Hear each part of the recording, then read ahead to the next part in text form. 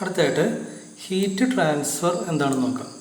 Heat ഒരു സ്ഥലത്ത് നിന്ന് വേറെ സ്ഥലത്തേക്ക് പോകുന്ന അതിനെയാണ് നമ്മൾ ഹീറ്റ് ട്രാൻസ്ഫർ എന്ന് സാധാരണ പറയാറ്. ഇത് പ്രധാനമായിട്ട് 3 തരത്തിലുണ്ട്: കണ്ടക്ഷൻ, കൺവെക്ഷൻ ആൻഡ് റേഡിയേഷൻ. ഇതാണ് 3 തരത്തിലുള്ളത്. ഇതിൽ നമുക്ക് ആദ്യത്തെ നോക്കാം, കണ്ടക്ഷൻ എന്താണെന്ന് നോക്കാം.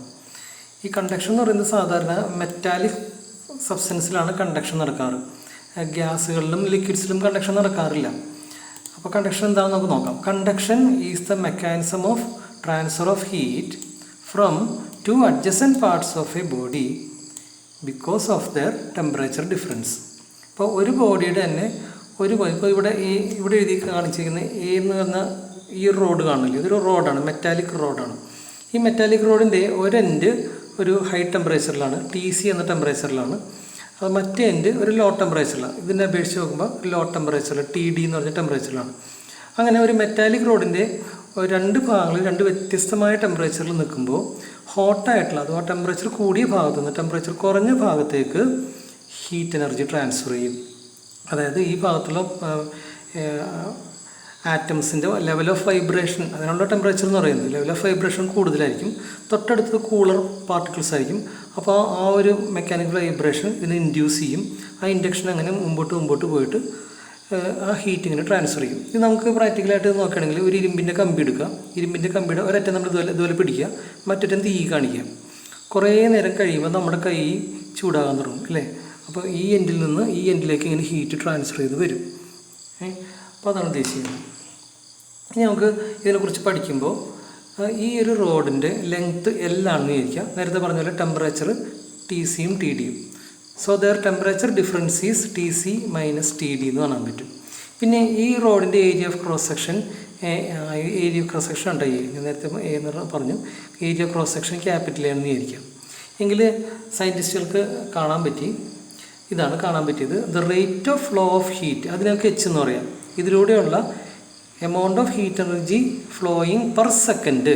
ഒരു സെക്കൻഡിൽ എത്ര ഹീറ്റ് എനർജി ഇതിൽ കൂടി പോകുന്നു, അതാണ് rate of flow of heat. അതിനൊക്കെ H എന്ന് പറഞ്ഞു കഴിഞ്ഞാൽ H is found to be directly proportional to area cross section A.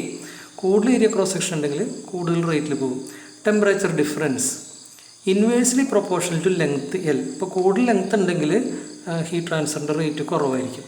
ഇതെല്ലാം കൂടി കൂട്ടി നമുക്ക് H proportional to A into TC minus TD divide by L എന്ന് എഴുതാം. പ്രൊപ്പോർഷണാലിറ്റി കോൺസ്റ്റൻറ്റ് ആക്കി എഴുതി കഴിഞ്ഞാൽ K എന്നിവിടെ കിട്ടും. ആ പ്രൊപ്പോർഷണാലിറ്റി കോൺസ്റ്റൻറ്റ് Kന് പറയുന്ന പേരാണ് തെർമൽ കണ്ടക്ടിവിറ്റി എന്ന് പറയുന്നത്. തെർമൽ കണ്ടക്ടിവിറ്റി പല വസ്തുക്കൾക്കും പല വാല്യൂ ആണ്. എന്തായാലും തെർമൽ കണ്ടക്ടിവിറ്റിയുടെ SI യൂണിറ്റ്, തെർമൽ കണ്ടക്ടിവിറ്റി Kയുടെ SI unit joule per second metre കെൽവിന്നോ അല്ലെങ്കിൽ വാട്ട്സ് പെർ മീറ്റർ കെൽവിന്നോ നമുക്ക് എഴുതാവുന്നതാണ്. ഇനി നമുക്ക് ഈ തെർമൽ കണ്ടക്ടിവിറ്റി വെച്ച് നമുക്ക് മനസ്സിലാക്കാവുന്ന ലൈഫിലെ കുറച്ച് കാര്യങ്ങളാണ് ഇപ്പോൾ പറയുന്നത്. Gases are poor thermal conductors. നമ്മൾ 3 മീഡിയങ്ങൾ പഠിച്ചിട്ടുണ്ടല്ലോ, ഗ്യാസ്, സോളിഡ്, ലിക്വിഡ്. ഇതിൽ ഏറ്റവും തെർമൽ കണ്ടക്ടിവിറ്റി കുറഞ്ഞത് ഗ്യാസിനാണ്. അതിനേക്കാളും കൂടുതലുള്ളത് ലിക്വിഡിനാണ്. ഏറ്റവും കൂടുതൽ തെർമൽ കണ്ടക്റ്റീവ് ആയിട്ടുള്ളത് സോളിഡ്സ് ആണ്. അതുപോലെ metals are good thermal conductors. Plastic, paper, mica ഇതിനെയൊക്കെ അപേക്ഷിച്ച് നോക്കുമ്പോൾ മെറ്റൽസ്, ലോഹങ്ങളാണ് നന്നായിട്ട് തെർമൽ കണ്ടക്റ്റ് ചെയ്യുന്നത്. അതുപോലെ മെറ്റൽസ് അല്ലാത്ത വുഡ്, ഗ്ലാസ്, വൂള്, കമ്പിളിയൊക്കെ ഉണ്ടല്ലോ, അതിനൊക്കെ തെർമൽ കണ്ടക്ടിവിറ്റി കുറവാണ്. അതൊക്കെ കൊണ്ടാണ് വുഡ് കൊണ്ടുള്ള, ഗ്ലാസ് കൊണ്ടുള്ള, പ്ലാസ്റ്റിക് കൊണ്ടുള്ള ഹാൻഡിലുകൾ നമുക്ക് ചൂടാകുന്ന വസ്തുക്കൾക്ക് പിടിയായിട്ട് ഉപയോഗിക്കാറുണ്ട്. തെർമൽ കണ്ടക്ടിവിറ്റി കുറയാറുണ്ട്. ഹീറ്റിംഗ് പാനിൻ്റെയൊക്കെ പിടിയായിട്ട് വുഡ്, പ്ലാസ്റ്റിക്, എബണൈറ്റ് അങ്ങനെയൊക്കെ നമ്മൾ ഉപയോഗിക്കാറുണ്ട്. തെർമൽ കണ്ടക്ടിവിറ്റി കുറവായതുകൊണ്ട്. പിന്നെ അതുപോലെ some cooking pots have copper coating at the bottom. നമ്മളിപ്പോൾ കടയിൽ ചെന്ന് കഴിയുമ്പോൾ കോപ്പർ കോട്ടിംഗ്, ബോട്ടം കോട്ടിംഗ് ഉള്ള നമുക്ക് പാത്രങ്ങൾ വാങ്ങാൻ കിട്ടും. കുക്കിംഗ് പാൻസ് വാങ്ങാൻ കിട്ടും. അപ്പോൾ അതിനെന്താ ഉദ്ദേശം? സോ ഈ കോപ്പർ എന്ന് പറയുന്നത് നല്ല കണ്ടക്ടർ ഓഫ് ഹീറ്റാണ്. So copper promotes distribution of heat over the bottom. ബർണറിൻ്റെ നേരെ മുകളിൽ മാത്രം ഹീറ്റ് എത്താതെ ആ പാനിൻ്റെ അടി മുഴുവനായിട്ട് ഹീറ്റ് ഒരുപോലെ എത്താനായിട്ട്, ഡിസ്ട്രിബ്യൂട്ട് ചെയ്തെത്താനായിട്ട് ഈ കോപ്പർ ബോട്ടം കുക്കിംഗ് വെയറുകൾ നമ്മളെ സഹായിക്കും. പിന്നെ അതിൽ വേറെ ആപ്ലിക്കേഷനാണ് plastic foams on the other hand are good insulators. Thermal കണ്ടക്ടേഴ്സിൻ്റെ വിപരീതമാണ് thermal insulators because they contain packets of air. Plastic ഫോമുകൾ വെച്ച് നമുക്ക് ഹീറ്റിനെ റെസിസ്റ്റ് ചെയ്ത് നിർത്താൻ പറ്റും. കാരണം അതിനകത്ത് ചെറിയ ചെറിയ എയർ ഹോൾസ് ഉള്ളതുകൊണ്ട്. പിന്നെ houses made of concrete roofs get very hot during summer days. നല്ല ചൂട് കാലങ്ങളിലൊക്കെ നമ്മൾ കോൺക്രീറ്റ് വീടുകളുടെ അകത്ത് ഭയങ്കര ചൂടാണ് അല്ലേ. എന്നാൽ ഈ ഓടിട്ട വീടുകൾക്കൊക്കെ അത്രയും ചൂടുണ്ടാകാറില്ല. കാരണം അവിടെ കോൺക്രീറ്റിൻ്റെ തെർമൽ കണ്ടക്ടിവിറ്റി വളരെ കൂടുതലായതുകൊണ്ടാണ്. അപ്പോൾ അതിൽ നിന്ന് രക്ഷപ്പെടാനായിട്ട് നമ്മൾ എന്ത് ചെയ്യും? ഒന്നുമില്ലെങ്കിൽ ഒരു ലെയർ ഓഫ് ഇൻസുലേഷൻ മെറ്റീരിയൽ കൊടുക്കും. ചില കടകളിലൊക്കെ കാണാം തെർമോക്കോളിൻ്റെ ഒരു ലെയർ ഇടണ കാണാൻ പറ്റും. അപ്പോൾ തെർമോക്കോൾ നല്ല ബാഡ് കണ്ടക്ടർ ഓഫ് ഹീറ്റാണ്. അപ്പോൾ അങ്ങനെ ഒരു ലെയർ കൊടുത്തു കഴിഞ്ഞാൽ നമുക്ക് ഹീറ്റ് ട്രാൻസ്ഫർ കുറക്കാൻ സാധിക്കും. ഇനി അടുത്ത ഒരു ഹീറ്റ് ട്രാൻസ്ഫർ മെത്തേഡാണ് കൺവെക്ഷൻ മെത്തേഡ് എന്ന് പറയുന്നത്. അപ്പോൾ convection is a mode of heat transfer by actual motion of matter. It is possibly only in ഫ്ലൂയിഡ്സിൽ, അതായത് ഗ്യാസസിലും അതുപോലെ തന്നെ ലിക്വിഡ്സിൽ മാത്രമുള്ള ഒരു മെത്തേഡാണ് convection method of heat transfer. ഇവിടെ ഗ്യാസ് മോളിക്യൂൾസ് അല്ലെങ്കിൽ വാട്ടർ മോളിക്യൂൾസ് മൂവ് ചെയ്തുകൊണ്ടാണ് അതുമായി കോണ്ടാക്റ്റ് വരുന്ന മറ്റ് മോളിക്യൂൾസിലേക്ക് ഹീറ്റ് പകരുന്നത്.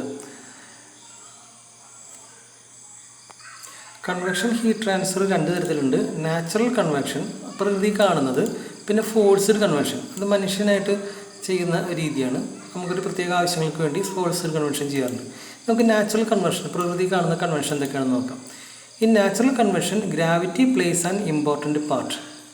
When A fluid is heated from below the hot parts expanse therefore become less dense. ഇവിടെ ഒരു പാത്രത്തിൽ വെള്ളം എടുത്തിട്ട് താഴെ നിന്ന് ചൂടാക്കിയിരിക്കണം. അപ്പോൾ ഇവിടെ താഴെയുള്ള വാട്ടർ മോളിക്യൂൾസിനാണ് ആദ്യം ഹീറ്റ് കിട്ടുക. ഹീറ്റ് എനർജി കിട്ടിക്കഴിഞ്ഞാൽ അത് വൈബ്രേഷൻ ലെവൽ കൂടി അതിൻ്റെ വോളിയം എക്സ്പാൻഡ് ചെയ്യും. അപ്പോൾ അത് ലെസ് ഡെൻസറായിട്ട് മുകളിലേക്ക് വരും.